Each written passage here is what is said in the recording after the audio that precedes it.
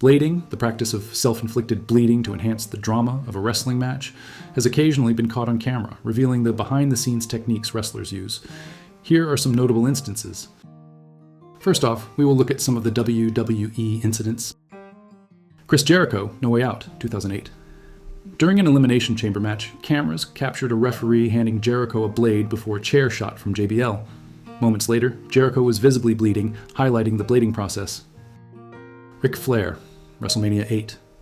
Flair was seen on his knees, swiping his forehead with a blade during his match against Randy Savage. The act was clearly visible on camera, leading to backstage repercussions. Randy Orton, New Year's Revolution 2005. In an Elimination Chamber match, Orton struggled to retrieve a blade from his wrist tape, causing an awkward delay before Triple H's move, which was evident to viewers. CM Punk, Raw. In a steel cage match against Jerry Lawler, Punk was caught on camera blading, and later handing the blade to referee Charles Robinson, despite WWE's ban on blading at the time. The Rock, WrestleMania 17. During his match with Stone Cold Steve Austin, The Rock was seen receiving a blade from the referee and cutting himself, with the act captured on camera. There was even a couple times on AEW that was captured, like Christopher Daniels. In a backstage segment, Daniels was caught on camera using a blade to cut his forehead before the camera was supposed to capture the aftermath, revealing the blading process. And we can't not mention Jon Moxley on February 2023.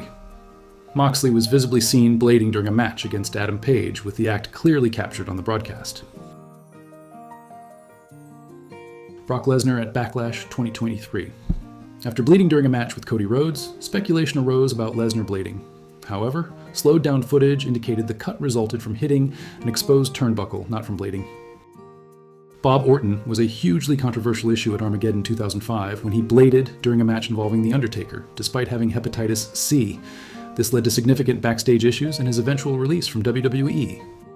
And who can forget the mass transit incident in ECW 1996 after seeing it? This one you can't unsee.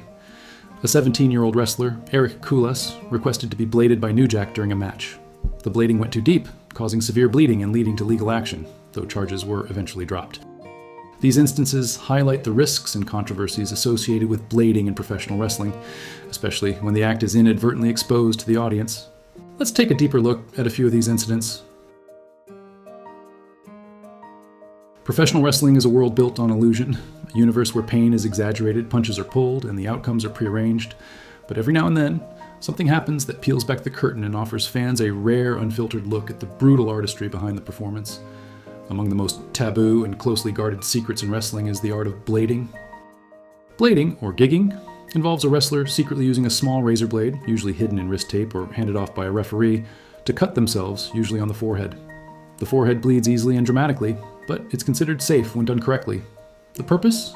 To intensify the realism of a heated match, evoke sympathy from the crowd, and amplify the stakes. But when the camera catches a wrestler in the act of blading, the illusion is shattered. In an age where everything is dissected in high-definition slow motion, even a flick of the wrist can be caught and scrutinized.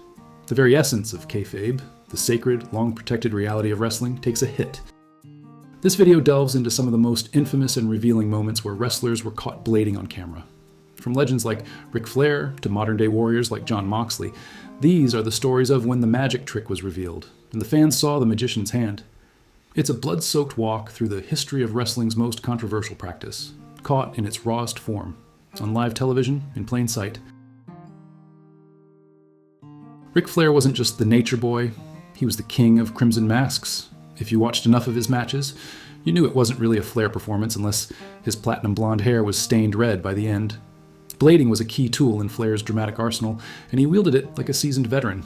But at WrestleMania 8 in 1992, Flair got sloppy, or maybe it was the cameraman. In his emotionally charged WWF Championship match against Randy Savage, Flair needed to sell the intensity of their feud. So, at one point, as Savage laid into him with punches, Flair dropped to his knees, facing the hard cam, and very obviously reached toward his forehead. What millions of fans saw next wasn't just blood. It was the act of Flair cutting himself in real time. The moment became infamous, not just because of the clear camera angle, but because the WWF, under Vince McMahon, was going through a more family-friendly phase. The organization had already begun cracking down on blood in matches, and Flair's visible blading ran directly against that. Backstage, the fallout was swift. Flair was reportedly fined for the incident, and the production team was reprimanded for letting such an obvious act make air. But the footage lived on, especially in the early days of the internet, where fans dissected slow-motion replays, pointing out exactly when and where Flair did the deed. To his credit, Flair never shied away from discussing the art of blading. In interviews years later, he would openly describe how he kept a blade in his mouth, a wrist tape, and how he learned the technique from the old territorial wrestlers. WrestleMania 8 may have exposed the trick, but it also immortalized Flair as one of the masters of wrestling's blood-soaked ballet. By the late 2000s, WWE had entered its PG era, and blading was officially banned. Still, old habits die hard, and at No Way Out 2008, Chris Jericho found himself caught up in one of the most blatant on-camera blade jobs of the modern era. Jericho was competing in the Elimination Chamber match, already a brutal setting that screamed for blood. During a spot involving JBL and a steel chair, Jericho was struck down, and then, in a suspiciously awkward moment, a referee leaned down and appeared to pass something to him. Moments later, Jericho's face was gushing red. Thanks to high-definition cameras and eagle-eyed fans, the moment was dissected online almost immediately. Slow-motion replays seemed to show the referee sliding a small object, presumably a blade, to Jericho, who then used it while on the mat. What should have been a seamless transition into a dramatic moment became a full-blown internet mystery and meme. The backlash was subtle but real. While WWE never publicly acknowledged the blading, reports emerged that management wasn't happy with how it played out. Jericho, ever the professional, never confirmed or denied the incident directly, but he did later state in interviews that the shift to PG meant wrestlers had to adapt and stop relying on blood to sell a story. What makes this moment stand out isn't just that Jericho was caught, it's that a referee was involved. It added a new layer of intrigue to how the practice was facilitated behind the scenes. If referees were helping with the illusion, how many other times had we missed similar exchanges? Jericho's mishap at No Way Out remains a go-to example of modern blading gone wrong.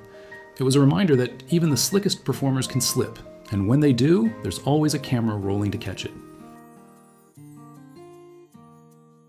If Chris Jericho's blade job was clumsy, then CM Punk's blading moment on Raw in 2012 was downright brazen. In a steel cage match against Jerry Lawler, CM Punk was set to retain his WWE Championship in brutal fashion. The match itself was relatively tame, until Punk began bleeding.